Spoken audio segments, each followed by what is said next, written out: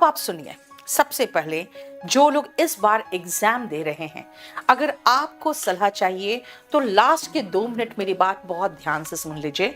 बहुत इंपॉर्टेंट सलाह दूंगी।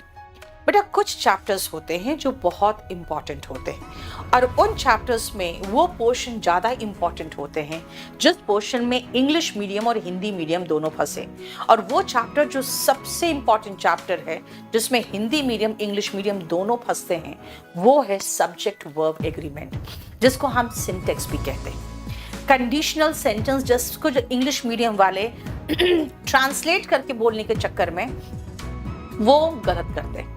तो ये 2 चैप्टर है जो आपको अच्छे से पढ़ना है और ये दोनों चैप्टर बेस्ड है टेंस पर। इसका मतलब है कि अगर आप मुझसे पूछोगे कि मैम इंपॉर्टेंट चैप्टर्स में से कौन कौन है जिससे सबसे ज्यादा डिटेक्टिंग एरर आ सकता है, तो मैं आपको कहूंगी एक तो टेंस, एक सब्जेक्ट वर्ब एग्रीमेंट और एक कंडीशनल सेंटेंस। इनसे क्वेश्चंस इसलिए ज़्यादा आते हैं क्योंकि हम सामान्य इंग्लिश तो बोल लेते हैं, लेकिन कहाँ पे इज देयर आर नहीं लगेगा बल्कि हैज बीन लगेगा, है ना। कहाँ पे यस्टरडे है तो वर्ब का सेकंड फॉर्म आएगा, हैड प्लस V3 नहीं आता है या हैज प्लस V3 नहीं आता है। इन पोर्शन से क्वेश्चंस आते हैं। जनरली इंग्लिश मीडियम वालों के लिए सबसे अच्छी बात पता है क्या है? इंग्लिश मीडियम वाले आप लोग याद रखना, आप लोग जहां पर आपको लगे कि हम कुछ नया पढ़ रहे हैं या ये चीज कुछ नया है, कुछ अलग हटके है, क्वेश्चन वहीं से आता है। क्योंकि आप जानते हो क्या है, आप जनरली इंग्लिश बोलने के चक्कर में अब बहुत सारे ग्रामर के मिस्टेक्स होते हैं जो आप करते हो। तो मेरी बात मानो, सबसे पहले ये 3 चैप्टर तैयार कर लो डिटेक्टिंग एरर के हिसाब से।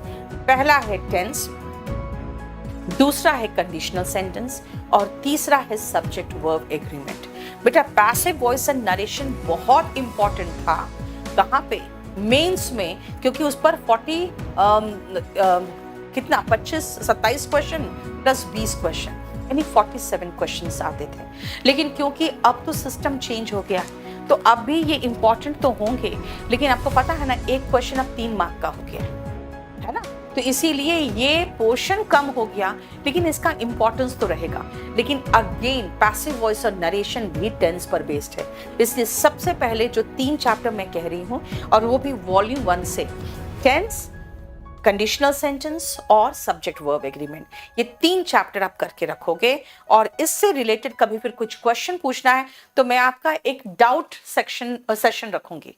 उस डाउट सेशन में मैं आपसे पहले क्वेश्चंस इनवाइट करूंगी, वो क्वेश्चंस आपके आ जाएंगे, उसके बाद मैं उसको डिस्कस करूंगी।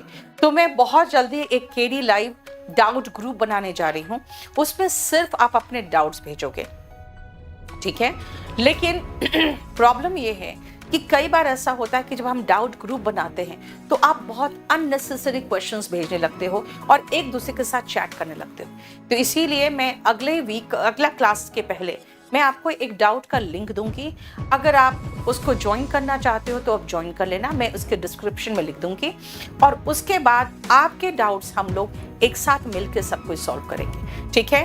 क्योंकि आपका डाउट अगर कोई दूसरा सॉल्व करता है, इसका मतलब है, समझ रहे हो ना, कि ये बहुत बढ़िया एक हमारा सिस्टम बन जाएगा जहाँ पे हम लोग एक दूसरे को डाउट्स दे सकते हैं, लेकिन अननेसेसरी चैटिंग नहीं, ठीक है। चलिए, थैंक यू सो मच।